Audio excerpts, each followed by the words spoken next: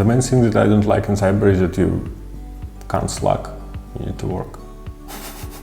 For some candidates, Syberry will not suit because in our company is, I guess, a more high pace of work than in mostly companies, and someone won't work in this pace like we work. Also, we have time tracking, and it can be challenging also for some candidates. Some people can find processes in Syberry somewhat strict, especially at the beginning, because you always need to use to some of the processes. So I think that might be like problematic or challenging for the employees, especially for the new hires.